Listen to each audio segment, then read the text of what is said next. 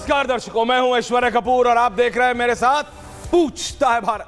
शुरुआत ऐश्वर्या के एजेंडा से, और हर दिन की तरह शर्मा आज भी ऐश्वर्या के एजेंडा की प्लेट चलाना भूल जाएंगे, लेकिन मैं आपको यह बताना नहीं भूलूंगा कि चाहे कांग्रेस पार्टी इलेक्शन जीते या हारे, चाहे सपा की सरकार बने या नहीं बने, चाहे ये इंडिया अलायंस के घटक दल जीते या हारे, इनको कोई ना कोई ढोल चाहिए पीटने के लिए। यानी इनको ईवीएम का ऐसा ढोल मिल गया है, इनको ईवीएम का एक ऐसा बहाना मिल गया है, इनको एक ऐसा मुद्दा है या कहूं एक ऐसी चीज है जिसको ये हेलबेंट है मुद्दा बनाने के लिए। और अगर मेरी माने, मैं आपको बताऊंगा किसने क्या क्या कहा। यहां तक कि स्पेसएक्स 99% भारतीयों के role model technology wise speaking, Elon Musk, भाई जो आदमी रॉकेट को उड़ा के उसको दोबारा रीयूजेबल रॉकेट बना दे, उस आदमी की तरफ देखना भी चाहिए मोटिवेशन से। तो जब एलोन मस्क कहते हैं कि ईवीएम को टैंपर किया जा सकता है, तो क्या कहा एग्जैक्टली एलोन ने, इस पे भी बात करूंगा। लेकिन पहले वापस आते हैं भारत में और समझिए हुआ क्या है। 4 जून को रिजल्ट आया। कांग्रेस पार्टी और सारा विपक्षी दल इतना खुश था कि वो 40, 35, 36, 45, 50, 55 पे नहीं है अनंत विजय जी, दीपक चौरसिया जी। वो इतना खुश था कि वो 90 के पास जा रहा है। और उससे भी ज्यादा खुश इसलिए था दीपक दादा कि वो बीजेपी को 272 से नीचे रोक रहा है। कि 1 मिनट के लिए ऐसा होता ना कि सिंक इन नहीं होता कि भाई 240 में भी सरकार उन्हीं की बन रही है। मेरे को ऐसा सच में लग रहा है कि पिछले 10-15 दिन में विपक्ष को अब सिंक इन करा है, विपक्ष को अब समझ आया है, उनकी ट्यूबलाइट अब जली है। आजकल तो ट्यूबलाइट भी वो डिजिटल वाली आती है, फौरन जल जाती है। हमारे बचपन में वो जब करके ट्यूबलाइट जलती थी, पता लगता था उसका कैपेसिटर बदलना है।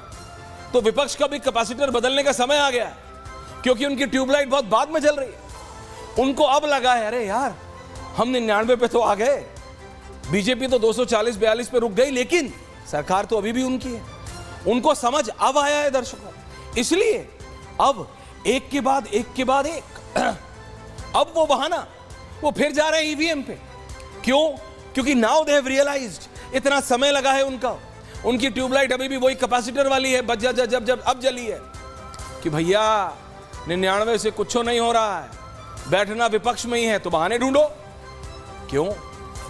2004 में पहली बार ईवीएम राष्ट्रीय स्तर पर इस्तेमाल हुई। किसकी थी सरकार? कौन जीता पूछता है भारत? कांग्रेस। 2009 में दोबारा ईवीएम इस्तेमाल हुई राष्ट्रीय स्तर पर। किसकी थी सरकार? कौन जीता पूछता है भारत? भाजपा जीती क्या? लेकिन ऐसा नहीं है। 14 के बाद भी कौन कहां कैसे जीता, यह है क्या कि सारे इलेक्शन बीजेपी जीती है? नहीं। क्या अखिलेश यादव जब बोलते हैं और हिंदी में प्रतिक्रिया देते हैं, क्योंकि अब मैं जाऊंगा एलोन मस्क पे, लेकिन तो 2 मिनट बाद अखिलेश यादव कह रहे हैं उनके 36-37 सांसद गलती से जीते। क्या वो ये कह रहे हैं कि टेक्नोलॉजी ने उनके इन 36-37 सांसदों को जिताने में कुछ उल्टा काम किया है? क्या कांग्रेस कह रही है कि उनके 99 सांसद कैसे जीते? मैं समझ नहीं पा रहा। और इस सब को तूल मिला है क्योंकि अब सब पिगी बैक कर रहे हैं एलोन मस्क एक टेक्नोलॉजी जगत के, साइंस एंड टेक्नोलॉजी इनोवेशन के, ही इज अ मास्टर। उनको हर कोई उनको इज्जत की नजर से देखता है, क्योंकि जो वो कर रहे हैं, graphics of Elon Musk on air, भाई टेस्ला, स्पेसएक्स, आप नाम लीजिए। इस व्यक्ति ने वर्सेस नहीं है, राजीव चंद्रशेखर ने बोला कि एलोन मस्क से मैं पंगा या मैं एलोन मस्क को जवाब देना नहीं है, लेकिन मैं भारतीय संदर्भ में उनको यह जवाब दे रहा। और एलोन मस्क से मैं बता रहा हूं, जब पिछली बार मोदी यूएस गए थे न्यूयॉर्क में, तो पर्सनली हमने एलोन मस्क से पूछा था कि what's your take on India and Modi. तो he is a person to look at, मैं वो मना नहीं कर रहा हूं, लेकिन जब एलोन मस्क कहते हैं, और ये अमेरिका के संदर्भ में अमेरिका के एक राजनेता रॉबर्ट एफ कैनेडी जूनियर के एक प्रतिक्रिया पे, जिसमें उन्होंने कहा था पोर्टो रिको जो देश है उसके जो प्राइमरी इलेक्शन को लेके, समझिए अमेरिका के एक राजनेता रॉबर्ट एफ कैनेडी ने पोर्टो रिको के इलेक्शन को लेके एक टिप्पणी की थी। उस पे एलॉन मस्क ने मत बोला था, we should eliminate electronic voting machine, the risk of being hacked by humans और AI while small is still too high.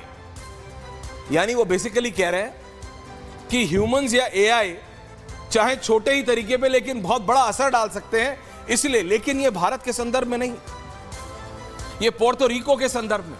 और क्या उन सब राजनेताओं ने, राहुल गांधी से लेकर अखिलेश यादव तक, क्या उन्होंने एक भी सेकंड, एक क्षण लिया यह समझने के लिए दर्शकों कि पोर्टो रिको में किस तरीके की ईवीएम मशीन्स यूज होती हैं? पोर्टो रिको में on grid EVM machine use होती है, यानी हर ईवीएम मशीन इलेक्ट्रॉनिकली इंटरनेट से कनेक्टेड होती है। वो ऑन ग्रिड होती है, ऑफ ग्रिड नहीं। On grid, of grid. जैसे एक बात समझाता हूं, एक मोबाइल फोन है, अगर इसमें वाईफाई या सिम कार्ड नहीं है तो ये किसी काम का है क्या? ये सिवाय कैलकुलेटर के कुछ है? अगर इसमें इंटरनेट नहीं है तो, अगर इसमें वाईफाई नहीं है तो है या नहीं? मैं ये पूछ रहा हूं आपसे, आप सबके पास मोबाइल फोन है, मैं आपसे पूछ रहा हूं दर्शकों, इसमें सिम कार्ड नहीं है, इसमें वाईफाई नहीं है, फिर क्या करोगे इसका? सिवाय कैलकुलेटर के या फोटो खींचने के, फोटो भेज नहीं सकते, फोटो प्राप्त नहीं कर सकते, तो करोगे क्या? ये है फर्क। पोर्टो रिको में जो ईवीएम यूज होती है वो ऑन ग्रिड है, वो इंटरनेट कनेक्टेड है 5G से। भारत की ऑफ ग्रिड है, उसमें वो सुविधा ही नहीं है, उसमें वो चिप्स ही नहीं है कि वो इंटरनेट से कनेक्ट हो सके। लेकिन इन विपक्षी दलों की ट्यूबलाइट जो अब जली है, जो अब उन्हें समझ आ रहा है कि बैठना तो फिर विपक्ष में ही है, जो इतना नाचा गाए, सब ढोल वोल बजाए, उसका कोई फायदा नहीं है, सब ढाक के तीन पात है। तो अगेन सारी चीजें आ गई हैं ईवीएम पे, and they are riding the bull, and the bull is Elon Musk. लेकिन इनको पता नहीं है कि एलॉन मस्क, और पता होना चाहिए वैसे, क्योंकि सोशल मीडिया पे अजय आलोक जी, कांग्रेस ने और विपक्ष ने जिस तरीके से पूरे इलेक्शन को बेस किया था, उन्हें पता होना चाहिए कि एलॉन मस्क जैसा आदमी 1 मिनट में टिप्पणी भी दे देता है कि हेलो, मैं बात कर रहा था पोर्टो रिको की, मैं बात कर रहा था ऑन ग्रिड ईवीएम्स की, डोंट, और फिर कहां जाएंगे अपना मुंह छुपाते हो? तो बात यह है, आप मोदी की आलोचना कीजिए, मोदी की पॉलिसीज की आलोचना कीजिए, आपको हराना मोदी को है तो एक ऑल्टरनेटिव दीजिए। ये एलॉन मस्क अमेरिका के राजनेता की टिप्पणी पे, और वो टिप्पणी हो रही है पोर्टो रिको के इलेक्शन को लेके, आप उसको भारत से जोड़ रहे हैं। एक अनंत विजय जी, एक कहावत होती है, मुहावरा होता है, मैं वो भूल रहा हूं कि कहीं का रोड़ा, कहीं का वो भानुमति ने पिटारा जोड़ा, वो उस टाइप की सिचुएशन हो रही है। कहीं का कुछ लेके कहीं का कुछ लेके जोड़ रहे हैं और कह रहे हैं देखो देखो देखो ईवीएम खराब हो गई, ईवीएम खराब हो गई। अनुराग भदौरिया भी आ रहे हैं, अजय आलोक भी आ रहे हैं, लेकिन ये सिर्फ 30 सेकंड की रिपोर्ट देखिए and then we debate.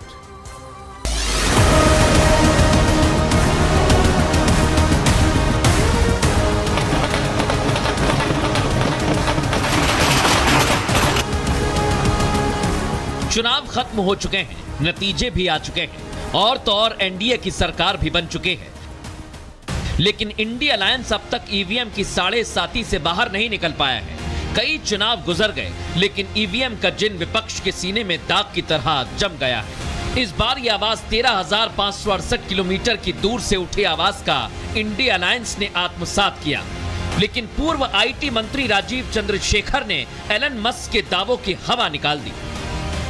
Jupiter escape velocity, आलू को सोना बनाना, उनके पास जो टेक्नोलॉजी की काबिलियत है हमारे देश में, ये दुनिया भर में किसी और के लिए पास नहीं है। पूरी दुनिया में ईवीएम बंद हो गया, इंडिया में ही क्यों चल रहा है? जापान में बंद हो गया, आप उठाकर देख लीजिए, यूएस में बंद हो गया। एक तरफ इंडिया अलायंस ईवीएम कर रहा है, वहीं एनडीए नए स्पीकर की तलाश में है। वैसे स्पीकर की रेस में कई नाम सामने आ चुके हैं, लेकिन अभी कुछ भी तय नहीं हो पाया है। सूत्रों की माने तो 26 मई को स्पीकर का चुनाव होना है। जो इंडी गठबंधन की जो मांग है या जो उनके बयान हैं वो आपत्तिजनक है। भारतीय जनता पार्टी या एनडीए गठबंधन का पहला हक उस पद पर है और हमारी पार्टी का मानना है कि भारतीय जनता पार्टी गठबंधन की बड़ी पार्टी है, वो उसका अधिकार पहले है। मतलब मोदी अपने कर्तव्य पथ पर चल रहे हैं, वहीं इंडिया अलायंस एक बार फिर सत्ता से दूरी बर्दाश्त नहीं कर पा रहा है। अब देखिए ना, एलन मस्क भले ही अमेरिका की बात कर रहे हो, लेकिन इंडिया अलायंस ईवीएम शब्द सुनकर ही आए बाएं साएं बोल रहा है और सवाल उठा रहा है। हालांकि चुनाव आयोग ने हर बार ईवीएम पर उठे सवाल पर अग्नि परीक्षा दी है। ऐसे में सवाल ये कि क्या जानबूझकर चुनाव आयोग को बदनाम करने के लिए विपक्ष सवाल उठाता रहता है।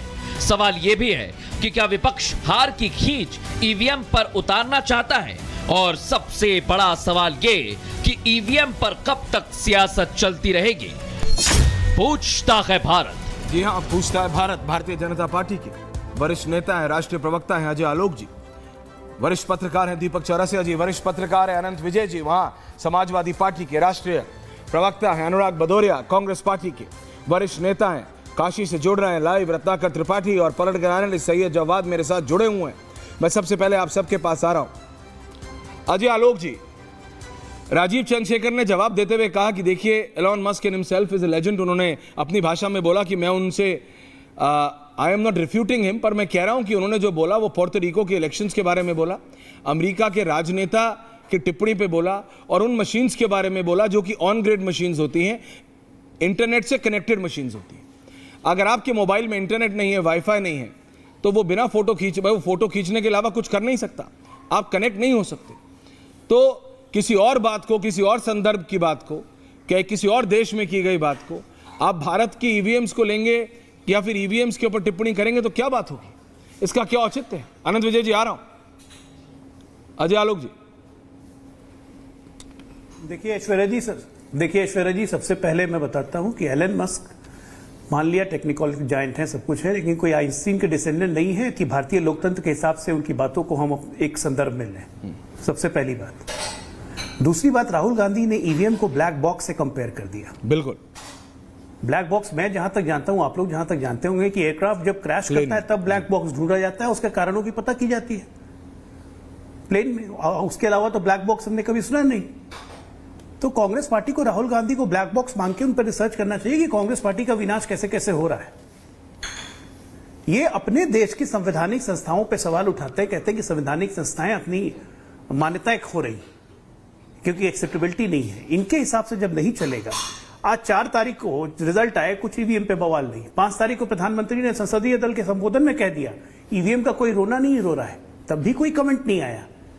लेकिन एलन मस्क ने क्या बोला, लग गए पीछे एलन मस्क के, बिना ये जाने समझे, और न्यूज़पेपर वालों ने बाद में रिपोर्ट को खंडन भी कर दिया। आज उस पर ट्वीट नहीं कर रहे हैं, एलन मस्क पे बढ़े जा रहे हैं। तो विनाश काले विपरीत बुद्धि, कोई क्या करेगा।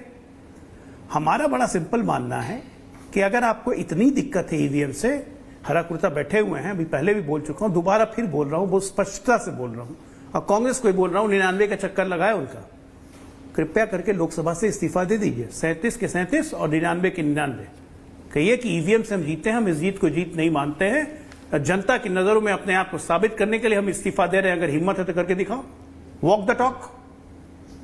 वो तो नहीं करेंगे। तेलंगाना में सरकार बन जाएगी, बड़ा ईवीएम अच्छा है। हिमाचल में सरकार बनेगी, ईवीएम बड़ा अच्छा है। कर्नाटक में सरकार बनेगी, बड़ा अच्छा है। राहुल गांधी 2-2 जगह से जीत गए, ईवीएम बड़ा अच्छा है। ड्रॉप डाउन नहीं चाहिए था। एलन मस्क की बात तो ईवीएम 10 दिन के बाद एक नैरेटिव पैदा करने की कोशिश की जा रही है कि संसद में गतिरोध किस तरह से पैदा कर सके। सवाल यही बात ही है और कुछ नहीं। और दूसरी बात, इन लोगों को एक बात साफ साफ बताता हूं, इल्यूजन से बाहर निकलो। चुनाव जीते नहीं हो, चुनाव हार गए हो, ठीक है ना। 37 पे आप हो, आपसे 7 गुना ज्यादा हम हैं, 240, और 99 पे भारतीय ये नहीं, वो उस इल्यूजन में थे अभी तक अजय आलोक जी। 2.5 गुना मेरे को सच में लग रहा है आप लोग हारे हो। वो इतने ढोल इन्होंने हारने पे बजाए हैं कि हम लोग चुनाव उसी इल्यूजन में थे। इनकी ट्यूबलाइट बहुत बाद में चली है, इनकी ट्यूबलाइट बहुत बाद में चली है कि भैया हारे हैं। 99 के साथ सरकार नहीं बनती है, 36-37 के साथ अनुराग भदौरिया जी सरकार नहीं बनती है। आप फिर ढाक के 3 भ्रमित हैं, आप फिर ढाक के 3 बार आप फिर आ गए ईवीएम पे। जवाब लेने के लिए आ रहा हूं। अच्छा, पहले ये तो बताइए आपकी नहीं आपका नहीं चलिए आप आइएगा, लेकिन on a lighter note before Anurag Bhadauria starts, Ajay Alok ji ये बहुत इंटरेस्टिंग है, दीपक चौरसिया जी को भी, ये हर दिन कुछ नया करते हैं। ये इनके बर्फ के गोले की जगह अजय आलोक जी आपने इनका मॉडलिंग देखा? आपने अनुराग भदौरिया का रैंप वॉक देखा? रैंप वॉक देखा आपने? नहीं देखा आपने। मैं बता रहा हूं आपने इनका रैंप वॉक नहीं देखा। आप इनका रैंप वॉक देखिएगा, ये हर चीज करते हैं, ये गाना भी गाते हैं, ड्रामेटिक्स भी करते हैं, रैंप वॉक भी करते हैं। अनुराग भदौरिया द मॉडल समाजवादी है, रैंप वॉक करते हैं, लैम्बोर्गिनी पे चलते हैं, समाजवादी हैं। अब मैं बोलूं? हाँ बोलिए बोलिए बोलिए। अब मैं बोल लूँ। देखिए, सवाल ये है भारतीय जनता पार्टी के, देखो मुझे हंसी आ रही है अजय आलोक जी पे। मैं तो कह रहा हूँ अजय आलोक जी, आपको इतनी टेंशन है तो आप कह रहे हो रिजाइन कर दो, सब लोग वापस चुनाव करा दो। भैया दोबारा लोकसभा चुनाव मत करवाना। 240 आए हैं ना, 40 भी नहीं आएंगे। जनता जान गई है कि भैया अरे भाई अपनी 37 रिजाइन करो ना, जनता की बात सवाल आप उठा रहे हो। करा के तो देख लो दोबारा चुनाव, अपनी 37 रिजाइन कर दो, करवा लो। 40 नहीं आएंगे, मैं तुम्हें गारंटी देता हूं। उत्तर प्रदेश में 33 आ गई, 3 नहीं आएंगी, लिख के ले लो, और स्टाम्प पेपर दे दो, नहीं तो कल चुनाव करवा लो। 3 नहीं आएंगी, मैं बता दे रहा हूं। बीजेपी को देश की, उत्तर प्रदेश की जनता देखना नहीं चाहती। हारी तो भारतीय जनता पार्टी है। 400 का नारा दे रहे थे, 240 आई। अल्पमत में सरकार है, और जब अल्पमत में सरकार होती है तो पता क्या होता है, सरकार कैसे चलती है। रात को जब बीजेपी के नेता सोते हैं, उनको अचानक सपने में आता है, अरे भाई टीडीपी चली गई, अरे सरकार चली जाएगी, टीडीपी चली जाए। फिर उनको नींद किसी तरह से आती है, फिर पता है जेडीयू जा रही है। अरे भैया सुबह से लेकर शाम तक हाथ जोड़े हुए जेडीयू भैया, टीडीपी भैया, बचाए रहो, हम आप ही के पैरों पे तो खड़े हैं। कबूतर उड़ाना बंद कीजिए, आशीर्वाद बनाए रखो, नहीं तो हम तो गिर जाएंगे। हम तो कंधे पे चढ़े हैं। अरे कंधे पे बैठो, कंधा खिंच जाएगा, नीचे धड़ाम से गिरोगे, चिंता मत करो। इसलिए आपको इंडिया गठबंधन ने आईना दिखा दिया है। 240 मैं देख रहा चल रहे हो सहयोगियों के साथ, और आपको हमने सिखा दिया कि बीजेपी नहीं, एनडीए बोलो, एनडीए। आप कैसे बीजेपी के नेता लोग आके एनडीए बोलते हैं, पहले तो नहीं बोलते थे। ये हमने आपको यहां लाके खड़ा कर दिया है, और ज्यादा बोलोगे कुछ दिन बाद कहोगे सरकारी चली जाएगी, एनडीए भी नहीं मोदी सरकारी है, फिर मोदी 3.0। सवाल नहीं, सुनिए, सवाल का जवाब लीजिए। आपके बीच में नहीं बोला, आप जवाब ले लीजिए। जुगाड़ से सरकार है, कब तक जुगाड़ चलेगा पता नहीं, आपको भी नहीं मालूम है, और कितने टेंशन में रहते होगे आप ही जानते हो। और मैं तो अपने हमारे जो टीडीपी साथी हो, जेडीयू वाले साथी, उनसे कहेंगे भैया आप हमारे मित्र हो, आप जिनके साथ बैठे हो, ये तो पार्टी यूपीए 1 यूपीए 2 में भी आपको नहीं लिया था, आपकी तो ये हैसियत थी। नहीं, ये तोड़ देंगे। अजय जी आ रहा हूं, दीपक जी आ रहा हूं, अनंत जी आ रहा हूं अपना। नहीं, ये तोड़ देंगे भैया, आपकी पार्टी तोड़ देंगे। ये लोग बोले हैं जो पार्टी तोड़ के एक पार्टी को 2 भाग में बनाने की प्रोफेसर साहब, अब मैं आपको प्रोफेसर बोलूं कि बर्फ वाला बोलूं कि मॉडल बोलूं, अब मैं भी कंफ्यूज हो रहा था। रिलैक्स, अनुराग जी, वो उनका मैंडेटरी, अरे वो उनका मैंडेटरी, मल्टी रखो भाई, मल्टी रखिए। अनुराग जी देखिए, सवाल ये था अनंत विजय जी, एक सेकंड आ रहा हूं। अनुराग जी प्लीज, आपने बोला सर, बोला आपने अनंत विजय। अरे अनंत विजय जी क्या कर लेंगे, सवाल का जवाब तो ले लो। अरे तो आपने इतना तो भूमिका बनाते हैं आप, बीजेपी के सीटें पड़ेंगे। अरे इतनी आप भूमिका बनाते हैं, लायक ही नहीं है। मुझे बोलने तो दीजिए। बोलिए तो कितना बोलिएगा, बोलिए। भूमिका नहीं हो, बीजेपी वाले टोक रहे थे तो क्या करें, मुझे तो। अच्छा बोलिए। जब वो टोकते हैं तो हमें उनको, अच्छा गोल नहीं घुमाना, पॉइंट पे आइए, टोकना का पॉइंट पे आइए। ईवीएम पे क्यों आ रहे हैं, ईवीएम का राग फिर क्यों लाप रहे हैं? मैं तो इनसे कहता हूं ईवीएम इलेक्ट्रॉनिक मशीन है भाई, यहाँ पे टेक्नोलॉजी ऑफ ग्रिड होता है। आपने देखा होगा घंटों लोग लाइन में खड़े रहते हैं, ईवीएम खराब हो जाती है। ईवीएम खराब हो जाती है तो जो लोग घंटों लाइन में खड़े रहते हैं वापस घर चले जाते हैं। वो माल फंक्शन होता है, टैंपरिंग नहीं होती है, अकल के देवता। दूसरा बात, कई बार ईवीएम अगर है, नहीं कोई भी टेक्नोलॉजी है, हैक भी हो सकती है। तो भाई जब संशय है, आशंका है, तो भाई मुझे ये नहीं समझ में आता, बीजेपी को तो हमारे साथ आके खड़ा होना चाहिए, जनता के साथ, लोकतंत्र बचाने के लिए। वो चुनाव के साथ खड़ा क्यों हो जाता है, मुझे ये नहीं समझ में आता। जब हम सवाल उठाते हैं सरकारी पॉइंट टेकन, ओपनिंग कमेंट्स आपने पूरा बोला, तो आपको मेरे साथ खड़े होना है। ओके ठीक है। अनंत विजय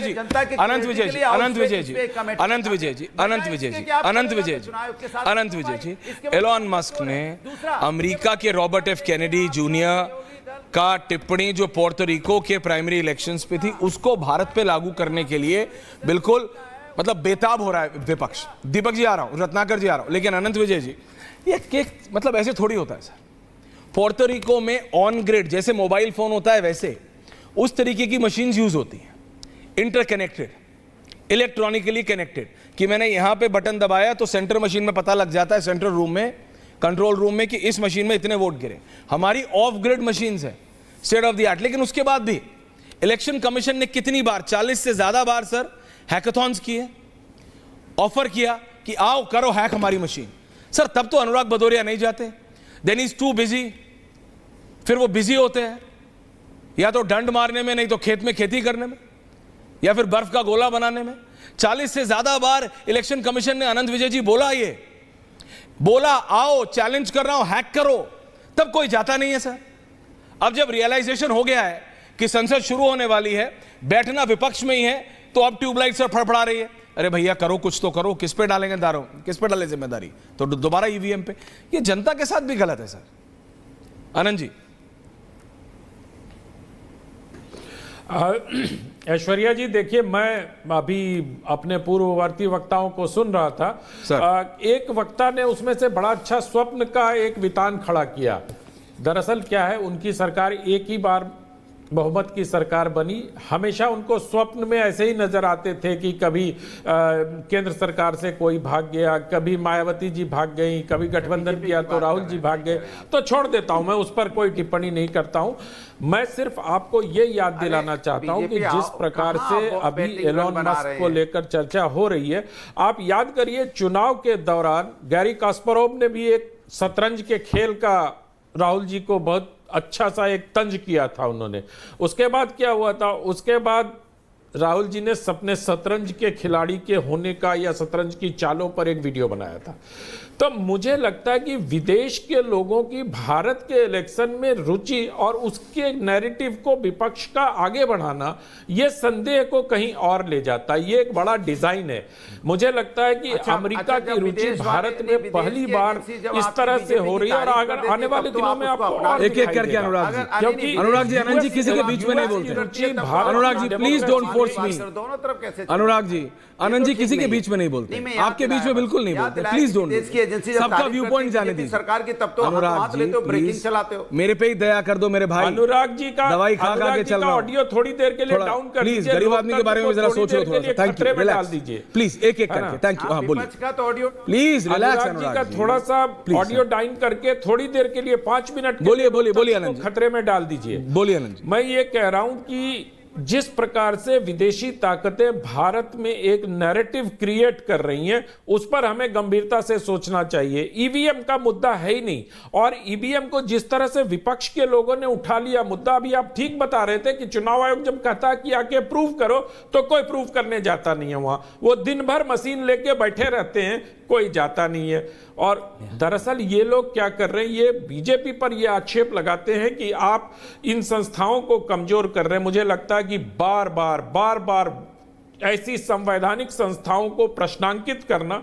और आपको एक और बात बताऊं, ये जो चल रहा है ओटीपी आता है और ये आता है, कोई भी सिस्टम जो इलेक्ट्रॉनिक डिवाइस हैक हो सकता है, ये कहा, मैं इसको स्वीकार करता हूं, लेकिन वैसा इलेक्ट्रॉनिक डिवाइस हैक हो सकता है जो प्रोग्राम्ड हो, और इसमें जो चिप लगता है वो सबको मालूम है। मैं दोहरा देता हूं उसको कि ये सिंगल यूज चिप होता है। कहां से कैसी बातें, प्रोग्राम्ड और नेटवर्क से कनेक्टेड होगा तभी आप उसको हैक कर सकते हैं। मतलब मैं ऐसा नहीं, मतलब एक शब्द मूर्खतापूर्ण बातें हो रही है इस देश में कि हैक हो जाएगा। क्यों? क्योंकि आम जनता के मन में अगर हैक हो गया होता तो ठीक कहा आपने कि रायबरेली अमेठी दोनों जगह राहुल जी को हार जाना चाहिए था, तेलंगाना के चुनाव में हार जाना चाहिए, वो तमिलनाडु में इनको एक सीट नहीं मिली भारतीय जनता पार्टी को। अगर वो हैक करती तो तमिलनाडु में खाता तो खुलवा लेती अपना। अन्नामलाई तो कम से कम जितवाई देते, उनको बहुत ज्यादा उम्मीद थी, अन्नामलाई को तो कम से कम जितवाई देते सर अगर हैक होता तो। ये सब खालिश राजनीति है, और मुझे लगता है कि जो एजेंसीज भारत पर नजर गड़ाए बैठी है, मैं बहुत गंभीरता से इस बात को कह रहा हूं। आप याद करिए, जब से ट्रंप वहां हारे हैं और ट्रंप की रैली में मोदी गए थे और नारा लगाया था अब की बार ट्रंप सरकार, उस समय वहां मौजूद को लगने लगा। और ये मोदी की ताकत है कि आप थे ना वहां, ह्यूस्टन में था मैं, उस समय का याद करिए जो माहौल था ऐश्वर्या जी। और उसके बाद से अमेरिका को लगातार ये लग रहा है कि भारत को इस तरह से कंट्रोल नहीं किया जा सकता, उसको अपने व्यवसाय। पर मैं आपको फिर कह रहा हूं, बिल्कुल आपने कहा ये जो अंतर्राष्ट्रीय ताकतें, लेकिन मेरा सिर्फ इतना रिक्वेस्ट है, आपसे भी आनंद जी और रत्नाकर जी और दीपक जी दोनों के पास आ रहा हूं। इलॉन ने कंप्लीटली भारत से अनरिलेटेड कहा है। मैं आपको बता रहा हूं क्योंकि मैं ह्यूस्टन में भी था और रत्नाकर त्रिपाठी जी इस बार जब न्यूयॉर्क में इलॉन एक वाक्य में मोदी से मिलके आए थे। बिल्कुल, आप बोलिए आनंद जी। के बारे में एक बात कहता हूं, बोलिए। जब इस बार मोदी से निकले थे तो एक अलग रेपो है इलॉन और मोदी का भी। कहता हूं कि एलॉन मस्क की कंपनी को देख लीजिए भाई। बोलिए आनंद जी। एलॉन मस्क की कंपनी को देख लीजिए, वो किसी विज्ञापन एजेंसी में नहीं जाते हैं। हाँ। आप याद करिए जब ट्विटर को उन्होंने अधिग्रहित किया था तो वो क्या लेके गए थे ऑफिस में? तो इज अ कैरेक्टर। तो वो विज्ञापन एजेंसी हायर नहीं करते। Elon is a different character. उलझुल हरकतें करते हैं और आईबॉल कैच करते हैं। Elon Musk is a different character. Deepak ji मैं आ रहा हूं, लेकिन मैं फिर बता रहा हूं, इसको अगर कोई उसको लेने की जरूरत नहीं है। एलॉन ने कंप्लीटली भारत से अनरिलेटेड कहा है। रत्नाकर त्रिपाठी जी, अगर इतना ही चैलेंज था, अनुराग जी आ रहा हूं, आपके पास सबसे पहले आया था, और भी लोग हैं सर, उसके बाद आ रहा हूं आपके पास। रत्नाकर जी, अगर इतना ही डाउट है आपको, 10 सेकंड। अच्छा बोलिए, बोलिए अनुराग जी, बोलिए 10 ही सेकंड, बोलिए जल्दी। देखिए सवाल यह है जब बीजेपी के सपोर्टर जो बैठे हैं, हमारे मित्र, जब वो बोलते हैं तो हमारी आवाज आप बंद कर देते हैं। किसी की नहीं करता बीजेपी की आप, जब मैं बोलता हूं तो बीजेपी की भी आवाज ऑन रहती है। आप उनको देते हो फुल टॉस, बोलो भैया फुल टॉस ले लो, मारो इस पे बैटिंग, मारो। आनंद विजय जी देखो क्या बढ़िया बोल रहे हैं, बीजेपी की बैटिंग कर रहे हैं, अरे देखो छक्का मार रहे हैं। अरे भैया जब हम बोलते तो मेरी आवाज क्यों बंद करते हुए? आनंद विजय से पूछना चाहता हूं, आप कह रहे हो कि अटल बिहारी, हम उनसे पूछा जो आदरणीय अडवाणी जी थे 2009 में, अजय आलोक जी बोल रहे हैं, अजय आलोक जी, इनका एक एक शब्द ऑन एयर जाता है, ये इनको मालूम है। Okay, thank you. Ratnakar Tripathi ji, अभी ब्रेकिंग न्यूज आ रही है, रायबरेली से सांसद बने रहेंगे राहुल। अजय आलोक जी वायनाड छोड़ रहे हैं राहुल। दीपक चौरसिया जी, वायनाड से प्रियंका लड़ेंगी इलेक्शन, वायनाड से प्रियंका गांधी वाड्रा लड़ेंगी इलेक्शन, रायबरेली से बने रहेंगे सांसद। तो जब हारे थे अमेठी से, दक्षिण गए थे, जो नॉर्थ साउथ वाली टिप्पणी हुई थी अब साउथ छोड़ दिया है। तो भैया ठीक है, ये तो कांग्रेस जाने। रत्नाकर त्रिपाठी जी, इसी पे पहले कांग्रेस की टिप्पणी दे दीजिए आप। प्रियंका गांधी जी वायनाड से लड़ेंगी, राहुल रायबरेली से बने रहेंगे। रत्नाकर जी खुश होंगे आप? त्रिपाठी जी। कांग्रेस को, ऐश्वर्या जी, कांग्रेस को अपने हर निर्णय लेने का अधिकार है। बिल्कुल, उस पर आपको जो टिप्पणी करना है करिए। मैं तो बस इसी से खुश हूं कि बीजेपी के पास इतने बहादुर लोग हैं कि दवाई खा करके भी उनका कैंपेन कर रहे हैं। तो ये लाइव, तो मैं खुश हूं। ये लाइव विजुअल्स आ रहे हैं, सिर्फ मैं इतना बता रहा हूं अपने दर्शकों को। ये लाइव विजुअल्स आ रहे हैं दीपक दादा। हाँ बोलिए बोलिए बोलिए बोलिए, बोलते रहिए त्रिपाठी जी। इंटरनेशनल कॉन्स्पिरेसी की बड़ा चिंता की बात है, बड़ी चिंता की बात है, क्योंकि इंटरनेशनल कॉन्स्पिरेसी वहां प्रूव हुई जब बतौर प्रधानमंत्री यूएस जाके मोदी जी ने कहा आपकी बार ट्रंप सरकार, do you have a right to interfere in the political process of other countries? आप दूसरे देश के जहां जाकर के वहां अपना बताते हैं कि हमारी प्रायोरिटी क्या है। विजुअल्स अमेरिकन चिंतित होंगे। और ये जो अजय आलोक माफिया की तरह बताते हैं, निकल लो, कर लो, 37, 99, तो अजय आलोक जी आपके दिन फिर गए। आपके बृहत्तर समझ इतनी है कि आप एआई जायंट जो है एलन मस्क, उसको एकदम नीचे दिखा रहे हैं और आईटी के पूर्व मंत्री राजीव चंद्रशेखर की बात मान रहे हैं। राजीव चंद्रशेखर की टिप्पणी नहीं पड़ी, राजीव चंद्रशेखर ने बोला उनको, नहीं राजीव चंद्रशेखर ने विद रिस्पेक्ट जवाब दिया। हाँ बोलिए। अच्छा, बोलिए कभी आप बीच में बोल दिया कीजिए किसी और के? अरे सबके बोलता हूं यार, आज तो वैसे इतना कम बोल रहा हूं, गला खराब। बोलिए। 2004 में, 2009 में, 2004 में इंट्रोड्यूस हुई ईवीएम, 2009 में एलके अडवाणी, आ रहा हूं अजय जी आ रहा हूं, इन्होंने सबसे दीपक दादा आ रहा हूं, पहले माफी प्रश्न उठाया। अरुण जेटली जी ने पार्लियामेंट में बोला ईवीएम के खिलाफ। सुब्रमण्यम स्वामी, अरुण जेटली, एलके अडवाणी और बाकी लोग हैं। और किसने लिखा है democracy at risk, can we trust our EVMs? GVL Narasimha Rao, प्रवक्ता भारतीय जनता पार्टी, और उसने प्रीफेस किसने लिखा है और अंदर किसने लिखा है? एलके अडवाणी। और उसमें संदेश किसने दिया है? चंद्रा बाबू नायडू ने। तो ईवीएम के जितने विरोधी हैं वो सारे एक जगह इकट्ठे हैं इस समय, और इस ईवीएम उनको अच्छी लग रही है। और अजय आलोक जी, तो आपको खुश होना चाहिए कि हमने ईवीएम का रोना चालू कर दिया आपके लिए। आप क्यों परेशान? आप इस बात को समझिए कि अभी 26 अप्रैल 2024 को जस्टिस संजीव खन्ना और जस्टिस दीपांकर दत्ता ने जो स्टेटमेंट दिया, अपना डिसीजन दिया, उसमें भी जस्टिस खन्ना ने कहा है कि एग्जामिन कीजिए कि क्या वीवीपीएट की काउंटिंग के लिए वोटिंग काउंटिंग मशीन लाई जा सकती है और क्या वीवीपैट पे बार रहेगा, कोड बार। मैंने नहीं कहा, उन्होंने कहा। ओके। इसका मतलब कहीं से लगता है। और अपने लास्ट के लिखा है दीपांकर दत्ता ने, I conclude with the hope and trust that the system in vogue shall keep the trust of the democracy of the voters in mind. Ratnakar ji, it will prove not to fail. Ratnakar जी, आप इस बात पूरी बात सुन लीजिए sir. मैंने सुन ली पूरी बात। अब आप मेरी बात सुनिए। आधार पर आपको चंद्रबाबू नायडू का ज्ञान, किया है, आपको एलके अडवाणी का प्रीफेस, आपको जीवीएल नरसिम्हा राव की स्टेटमेंट, ये सब याद है। आपको ये याद नहीं कि 2004 और 9 में कौन इलेक्शन? क्यों नहीं याद रहेगा? तो फिर नहीं तो करते रहिए यार। अरे मुझे बताइए। तो नहीं करते रहिए, तो करते रहिए यार। नहीं इससे कुछ होगा नहीं। दीपक जी मैं आ रहा हूं। अजय आलोक जी बहुत छोटी सी एक टिप्पणी दे रहे हैं, वापस जवाब दे रहा हूं, फिर मैं दीपक जी आ रहा हूं आपके पास। ये वायनाड और रायबरेली में भी मेरे को आपका कमेंट चाहिए। हाँ अजय आलोक अनुराग जी, अब हर के बीच में बोलिएगा। देखिए 37 सांसद में इतना कर रहे हैं गुरु, रिलैक्स। आडवाणी जी ने बोला था। देखिए अगला 240 में शांत है भाई। रत्नाकर जी को मैंने सिर्फ अरे नहीं बोलेंगे प्लीज। रत्नाकर जी को सिर्फ मैंने आईना दिखाया कि आपने सिर्फ 99 सीट जीती है, आपने चुनाव नहीं जीता है। और हरा कुर्ता को मैंने आईना ही दिखाया था, तो इसका ये मतलब उनको आदत नहीं है भाई आईना देखने या मद में आ गया और मैं किसी को बाहर जाने के लिए बोल रहा हूं। मैंने कहा कि आपको विपक्ष में ही रहना है, पहली बात। दूसरी बात, सबने किताब लिखी, सब कुछ लिखा, ये लिखा वो लिखा, लेकिन 9 का भी चुनाव ईवीएम पे हुआ, हम हारे, हम कुछ नहीं बोले। उसके बाद 155 विधानसभा चुनाव हो चुके ईवीएम पे, जिसमें से 85 हम हारे हैं, 85 से 90 चुनाव हम हारे हैं, 60 हमने सवाल नहीं उठाया। बात है संवैधानिक संस्थाओं की मान्यताओं पर प्रश्न उठाना राहुल गांधी जैसे व्यक्ति के द्वारा। इसलिए मैं कहता हूं वो ब्लैक बॉक्स खुद हैं, उन पर शोध करवाइए कांग्रेस में कि क्या कारण हो गया कि 10 साल में 3 जनरल चुनाव में नहीं आ सकता। तीनों चुनाव जोड़ दीजिए, 14, 19, 24, आप भारतीय जनता पार्टी से नीचे हैं। अरे चंदा, आप भारतीय जनता पार्टी से नीचे हैं। अगर ये आईना मैं दिखाता हूं और उसको आप कहते हैं कि मैं घमंड में हूं, तो गुरुदेव आप लोग की बुद्धि महान है।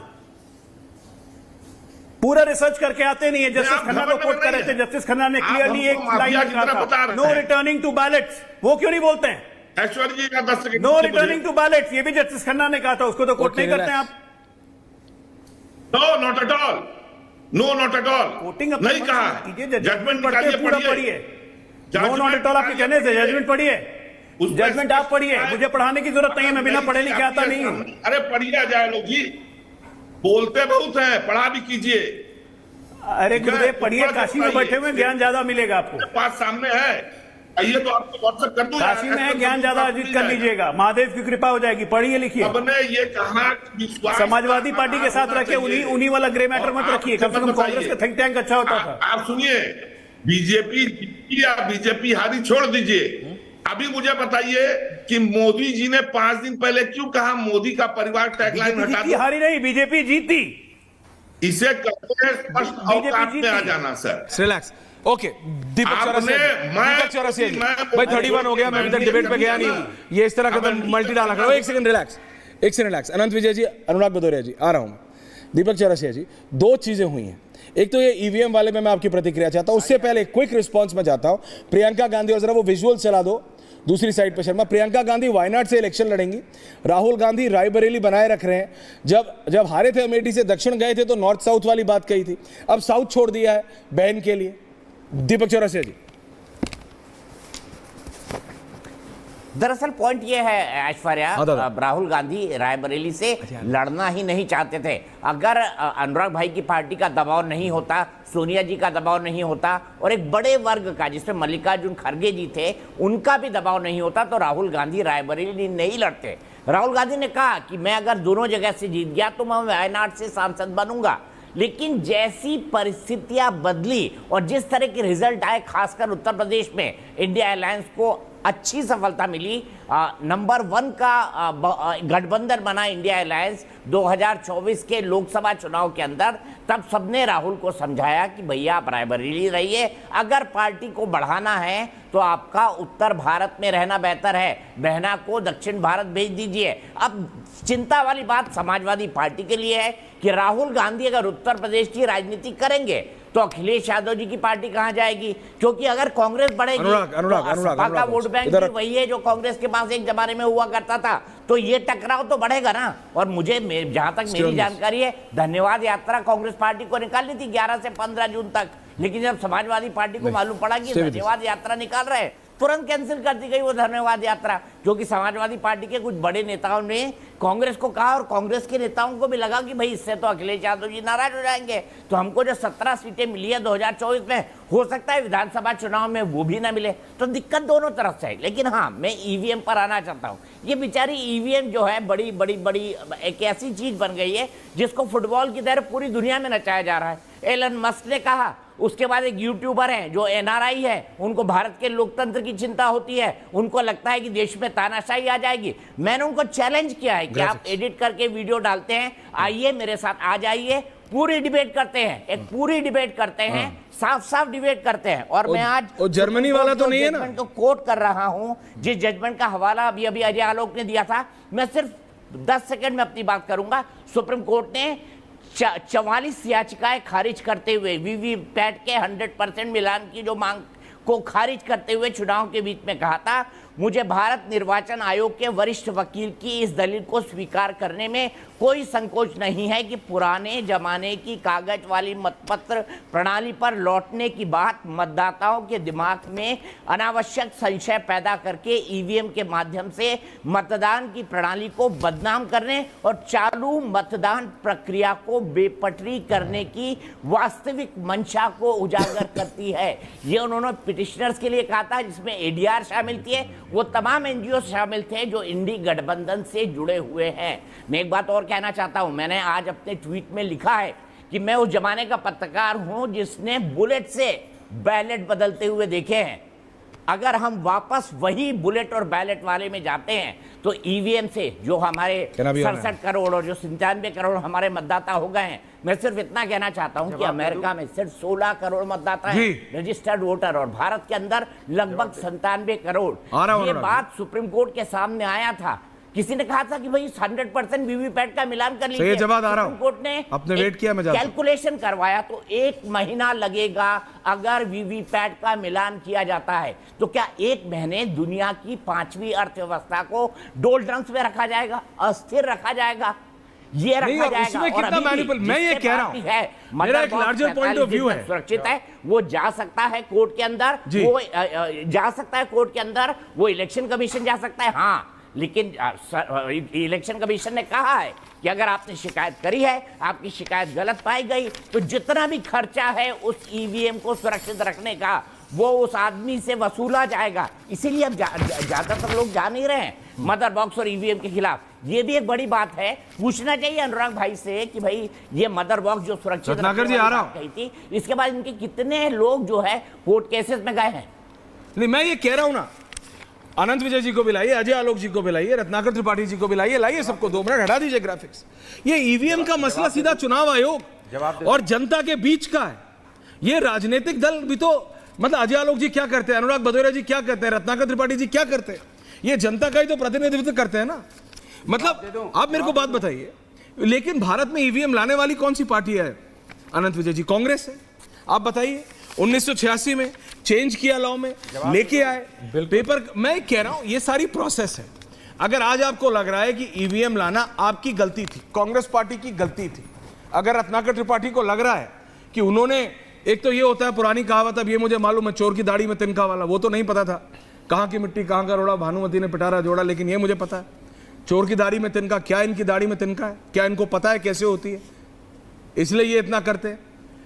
ये जब जीतते हैं तब ईवीएम ठीक हो जाती है, जब ये हारते हैं तो ईवीएम बिल्कुल खराब हो जाती है, ईवीएम मोबाइल फोन से बदलने लगती है। मैं ये नहीं समझ पा रहा हूं, या तो कोई चीज कमाल की बात करो, जीतने के बाद ये सवाल आइदर इट्स वाइट, और भैया जनता पार्टी है, ये जीत, ये तो वही बात हो गई जैसे अभी नीट कर रहा था, जैसे अभी नीट के एग्जाम में हो रहा था। भैया से नहीं होगा। सुनिए अनुराग जी, भैया मेरे नहीं, अनुराग जी में है। अनुराग जी, मत की सरकार चल रही है। अनुराग जी, मत की सरकार चल रही है। अनुराग जी, मत की सरकार है, जीते नहीं है, जीते हम लोग हैं। कैसे जीते? ये कौन सी गणित है? ये कौन सी गणित है? ये कौन सी गणित है? नहीं, ये कौन सी गणित है? ये प्लीज समझाइए, ये प्लीज समझाइए, ये कौन सी गणित है? क्योंकि मैंने ऐसी गणित नहीं पढ़ी कि 99 240 से ज्यादा है। मेरे को ये नहीं मालूम 200 ये कौन सी गणित है, ये आप ही को पता है। लोकसभा के समझाइए ये कौन सी गणित है अनुराग भदौरिया? 240 है, अल्पमत में। मेरा मन कर रहा है, कौन सी यूनिवर्सिटी से आपने डिग्री ली है प्रोफेसर की, प्लीज बताइए। तृष्णा है 32 आपने आप अल्पमत में, ये मृग तृष्णा है, साथियों पे टिके हुए हैं। ये कैसी मृग तृष्णा? ये सरकार सहारे पे टिकी हुई है, और कभी भी सहारा तो जानते हो, सहारा जो होता है अनिश्चित तो अनिश्चित होता है, निश्चित तो निश्चित है, अनिश्चित पे है, सहारे पे है, और सहारा कभी भी छूट सकता है। तो इसलिए अल्पमत की सरकार है। और मैं दूसरी बात कह दूं, भारतीय जनता पार्टी या तो मैं पत्रकारिता छोड़ के बोलना बंद कर दूंगा या अनुराग भाई मौन पे चले जाएंगे। नहीं प्लीज रिपीट, क्या कह रहे दीपक दादा? सवाल उठाया था तो क्या दीपक दादा क्या कह रहे हैं? आपका आधा ऑडियो आया, आधा आया नहीं। बोलेंगे दीपक दादा क्या कह रहे हैं आप? नहीं, ये अनुराग भाई रुके, मैं सिर्फ इतना कह रहा हूँ कि एक दिन 24 घंटे मुझे और अनुराग भाई को एक कांच के कमरे के अंदर रखकर फोन वोन सब हटाकर चारों तरफ कैमरे लगाकर छोड़ देना चाहिए। या तो अनुराग भाई जो है स्पोक्स पर्सन का काम छोड़ के मौन व्रत में चले जाएंगे, या मैं पत्रकारिता छोड़ के मौन व्रत में चले जाऊंगा। 24 घंटे में ये कंक्लूजन निकलवा लूंगा। नहीं, मैं आपको बता रहा हूँ, आजकल चारों तरफ कैमरे की जरूरत नहीं है, एवरीवन हो रहा है। आजकल वो डोम कैमरा आता है, और यहाँ पे भी लगवा दे, ऊपर रखो, सारा दिखता है।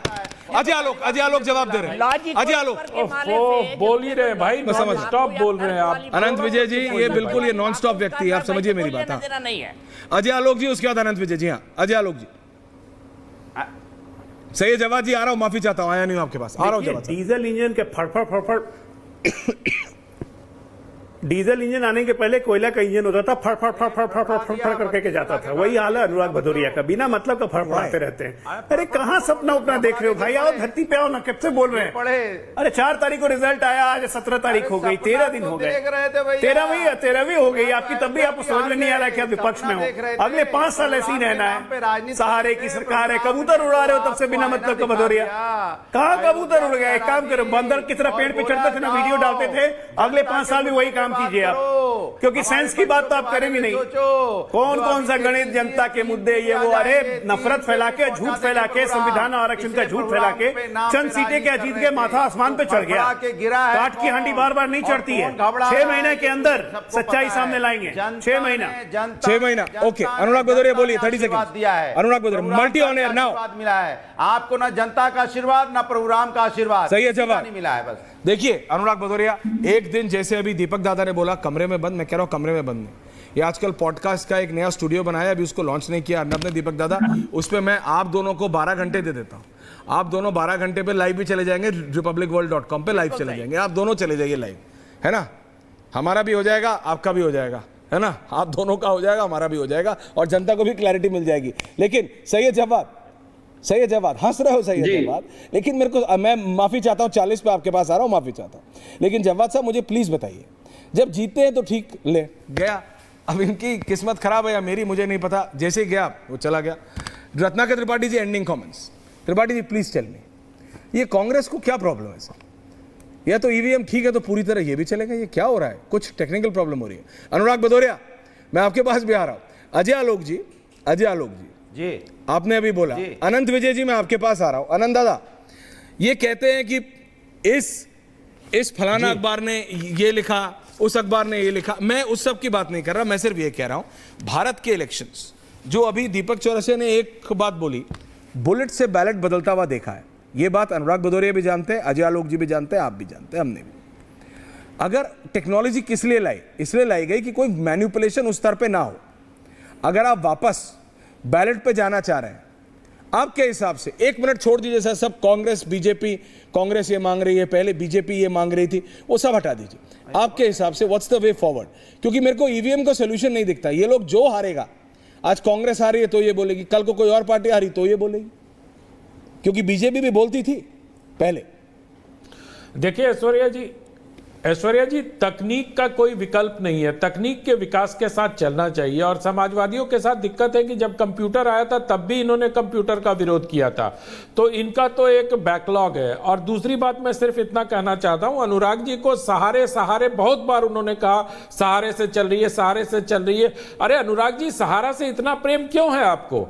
मैं सिर्फ ये जानना चाहता हूं कि सहारे से अगर चल रही है तो उससे चलने दीजिए। आप अपना सहारा प्रेम क्यों सार्वजनिक रूप से प्रदर्शित कर रहे हैं? क्योंकि आप लंबे समय तक सहारे के सहारा चलते रहे हैं। तो मुझे लगता है कि समाजवादियों को यह बहुत गंभीरता से सोचना चाहिए कि तकनीक का विरोध न करें, क्योंकि तकनीक का अगर विरोध करेंगे तो देश ही पीछे नहीं छोड़ेगा। आप अपने पूरे मतदाताओं को पीछे ले जाने का एक उपक्रम कर रहे हैं, और आपको लगता है कि बैलेट पेपर आपको ज्यादा सूट करता है उत्तर प्रदेश में, जहां आप डॉट डॉट डॉट के आधार पर अपने मत प्रतिशत को बढ़ा सकते हैं। इस बार आपको बहुत अच्छी जीत मिली है, उसकी मैं कई बार आपको बधाई दे चुका हूं, लेकिन मुझे लगता है कि आपको भी थोड़ा बड़ा दिल दिखाते हुए एक राग को छोड़कर रचनात्मक विपक्ष की भूमिका निभानी चाहिए और लगातार एक ही बात कहने से परहेज करते रहना चाहिए। ओके ओके ओके, अनुराग भदौरिया देखिए, ऑल फॉर ऑन नहीं, परिवारवादी। देखिए, जिस अजय जी आ रहा हूं एंडिंग कमेंट्स का। अभी हम बोलिए। नहीं, अभी दीपक जी कह रहे थे, नहीं दीपक जी कह रहे थे बुलेट से बैलेट पता नहीं क्या बोल रहे थे भैया। तो क्या इसके मतलब उत्तर प्रदेश में जो सरकार चल रही है उस पे आपको यकीन नहीं है क्या कि बैलेट पेपर होगा तो नहीं हो पाएगा? माने आपको बीजेपी की सरकार पे यकीन नहीं। मैं आपको धन्यवाद देता हूं, कम से कम आपको यकीन तो नहीं है। मध्य प्रदेश में बीजेपी की सरकार है, वहां भी आपको यकीन नहीं। अगर बुलेट बैलेट पेपर होगा तो गड़बड़ी हो सकती है। राजस्थान में भी सरकार भारतीय जनता पार्टी की है, तो आप बीजेपी की सरकार पे उंगली उठा रहे, इसके लिए बधाई के पात्र हैं। कम से कम आपने बीजेपी सरकार पे उंगली तो उठाई कि इनका लॉ एंड ऑर्डर बहुत खराब है। अगर बैलेट पेपर होगा तो गड़बड़ी हो सकती है, इसके लिए आप बधाई के पात्र हैं। अरे आप जनता देख रही है, जनता देख रही है। मैंने जो कहा वो अनुराग भाई ने जो पढ़ है लिया, सब बिना बोले एक्सपोज पढ़ हो लिया। रहा इसलिए अरे इनकी क्या बात सुन रहे हैं? तो आप अभी क्यों नहीं होने दे रहे हैं? अभी क्या गड़बड़ी हो जाएगी? अभी ओके, रिलैक्स। नहीं तो अभी एंडिंग कमेंट्स, एंडिंग अच्छी है तो बैलेट पेपर एंडिंग कमेंट्स तो होने दीजिए। फिर आपको क्या दिक्कत थी? यही मैं कहना चाहता हूं। अगर ईवीएम का सबसे ज्यादा विरोध किया है सबसे पहले तो भारतीय जनता पार्टी ने क्या? Okay Anurag ji please relax. Okay Anurag ji, Ajay ji please relax. Ajay ji ending comments. देखिए मैं एक बात करना पड़ेगा, आप दूसरे वक्ताओं को बोलने नहीं देते भाई। जब कोई चीज तर्क, ये ईवीएम की बात ही जो है ना, ये ईवीएम की बात ही तर्क से पड़े हैं। इसलिए मैंने बोला कि राहुल गांधी को ब्लैक बॉक्स मान के उन पे शोध कीजिए। अब सबसे बड़ी बात, एक तो करेला ऊपर से नीम चढ़ा, एक तो राहुल गांधी ब्लैक बॉक्स, उनको डिफेंड करने के लिए अनुराग भदौरिया, माथा पक जाएगा। क्या कर रहे हैं ऐश्वर्या भाई? अब तर्क से कोसों दूर है ये लोग जी, तर्क है ही नहीं। लोकतंत्र की बात करता हूं मैं। नहीं, आप मेरी बात समझिए। थोड़ा मेरे को थोड़ा टेक्निकल एरर हो गया इधर स्टूडियो में। कौन सा लोकतंत्र यार? परिवार तंत्र की बात करते हैं आप लोग। नहीं, देखिए अनुराग भदौरिया जो कहते हैं वो अनुराग भदौरिया ही समझते हैं। सबसे पहले देखिए, आप बात समझिए, अनुराग भदौरिया की गणित अलग है भैया। हमने सबसे पहले वो 37 को 240 से ज्यादा बता रहा है, मैं क्या करूं इसमें? आनंद विजय जी एंडिंग कमेंट्स, आप बात समझिए। वो अपना भाई, वो अपनी अलग बाइनरी 0-1 की बनाए हुए, मैं क्या कर सकता हूं उसमें? समझिए, प्रोफेसर है वो। Relax now. Anand Vijay ji ending comments. Anant Vijay ji ending comments. Anant Vijay मेरे को मैं सिर्फ इतना कहना चाहता हूं ऐश्वर्या जी कि विपक्ष को इस बात को स्वीकार कर लेना चाहिए कि 2024 के चुनाव में अच्छे प्रदर्शन के बावजूद वो चुनाव बुरी तरह से हारी है। और जिस प्रकार से वो नैरेटिव बनाने का प्रयत्न कर रही है, वो प्रयत्न करते रही, पर अब जनता उनके इस नैरेटिव को कम से कम स्वीकार नहीं करेगी कि उनकी जीत हुई है और भारतीय जनता पार्टी की हार हुई है। ये नैरेटिव ठीक उसी तरह है कि मतलब चंदा मामा दूर के, और क्या बोले, मैं सिर्फ इतना कहना चाहता हूं कि आप लोग रचनात्मक विपक्ष की भूमिका में आइए, कुछ सकारात्मक मुद्दों को लेकर सामने आइए। जो आपने चुनाव के दौरान वादे किए थे, अब महिलाएं तो जमा हो रही हैं 8500 रुपए लेने के लिए, उसको भी छोड़िए, कुछ रचनात्मक मुद्दों को उठाइए और देश की जनता के हित के जो मुद्दे हैं, जो आप लोग पूरे चुनाव में कहते रहे, उनका एक ब्लूप्रिंट जनता के सामने रखिए कि सरकार को इस पर काम करना चाहिए। सिर्फ और सिर्फ आलोचना से कुछ नहीं होगा। देखिए दीपक दादा एंडिंग कमेंट्स। अनुराग जी आऊंगा आपके पास, लास्ट आऊंगा। मेरे को आपका एक्सपीरियंस भी पूछना है, रैम मॉडलिंग का कैसा रहता है। दीपक चौरसिया दीपक दादा ending comments. Ending comments. Ajay ji आ रहा हूं लास्ट में 10 सेकंड। आईआईटी और आईआईएम पर अनुराग भदौरिया जी जो पॉलिटिकल नैरेटिव देते हैं उस पर बाकायदा एक पीएचडी होना चाहिए, शोध ग्रंथ लिखे जाने चाहिए, बड़े बड़े विश्वविद्यालय और पत्रकारिता विश्वविद्यालय द्वारा लिखाने जाने चाहिए, और अनुराग भाई के आईक्यू लेवल पर नासा पर रिसर्च होना चाहिए। अनुराग भाई देखिए, नासा तक भेज रहा हूं मैं आपको, अनुराग भदौरिया, राइटर नोट पे। अनुराग भदौरिया, अरे वो तो आप जी देखिए, ताली कमाल की बात ये कह रहे थे कि आप राष्ट्र के मुद्दों पे इन्हीं राष्ट्र के मुद्दों पे बात नहीं करते। मैं अभी किसान की बात करूंगा तो आनंद विजय जी कहेंगे किसान की बात क्यों हो रही है, जब हम महिलाओं की बात करेंगे ये गोल पोस्ट चेंज, साथ नहीं देंगे, ये गोल पोस्ट चेंज। अब इनका जवाब कहूंगा, ऐसा कभी कहा है कि आप इनका गोल पोस्ट चेंज स्वयं सोच लेते। देखिए टाइम नहीं है, अब इनका गोल पोस्ट चेंज होगा। अनुराग भदौरिया, सोचने का अधिकार, आप जब किसानों की बात करते हैं तब भी आप ऑन एयर रहते हैं। जब नहीं, आनंद जी आप मत, आनंद विजय जी आप मत गिरिए। Ajay Alok ji, single word answer type situation. आपके हिसाब से ईवीएम इज परफेक्ट, आपके हिसाब से कब साथ दिया, आपके हिसाब से इलेक्शन कमीशन और जनता के बीच का ये मेरे हिसाब से ये मुद्दा है। इलेक्शन कमीशन ने मौका दिया 40 बार से ज्यादा, हिम्मत है, टेक्नोलॉजी है तो आके हैक करो, तब तो कोई जाता नहीं है। तो डिबेट में आके बोलने का क्या मतलब है? महंगाई की बात अजय आलोक जी, साथ नहीं देते। Last 10 seconds. मेरे हिसाब से ये राजनीतिक दल का मुद्दा ही नहीं है। ये चुनाव आयोग जो एक स्वायत्त संस्था है भारत की और हमारी संवैधानिक संस्था है, ये उसका मसला है, और सुप्रीम कोर्ट इस बारे में अपने मत जाहिर कर चुका है, इसलिए इस पर डिबेट करना ही नहीं चाहिए। डिबेट नहीं करना चाहिए। लोगों ने कहा है कि मूर्खों से बड़ा मूर्ख वो होता है जो मूर्खों से डिबेट करता है। अजय आलोक जी, आप किसको बोल रहे हैं ये मतलब अंडरहैंड, ये मुझे समझना पड़ेगा। ये आपने मेरे को भी नहीं छोड़ा, लेकिन डिबेट में आप भी हैं, आनंद विजय भी हैं, दीपक चौरसिया भी हैं, अनुराग भदौरिया भी हैं, तो किसको क्या कह रहे हैं आप अब देख लीजिए। लेकिन मैं ये कह रहा हूं दीपक दादा, एक डिबेट होगी जिसमें अनुराग भदौरिया जी से पूछा जाएगा how was his experience, how was his experience in front of the camera, not debating but modelling. आपको पता नहीं, वो तस्वीर देखिएगा आप, और नहीं देखा है तो republicworld.com देखिएगा। रैंप मॉडलिंग कर रहे हैं अनुराग भदौरिया। बहुत बहुत धन्यवाद आप सबका पूछता है भारत में। Thank you very much.